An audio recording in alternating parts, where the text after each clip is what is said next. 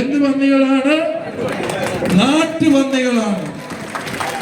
ഒരു സംശയവും നിങ്ങൾക്ക് വേണ്ട. വനജീവി സംരക്ഷണ നിയമം അതെവിടെയാണ് നടപ്പിലാക്കേണ്ടത്? എവിടെയാണ് നടപ്പിലാക്കേണ്ടത്? പറ. വനത്തിനുള്ളിലാണ് നടപ്പിലാക്കേണ്ടത്.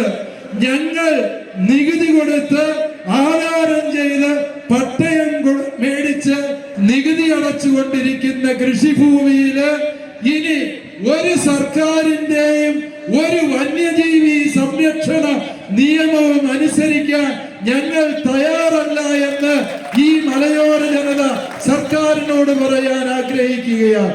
കാരണം വന്യജീവികളെ സംരക്ഷിക്കേണ്ടത് വനത്തിലാണ്.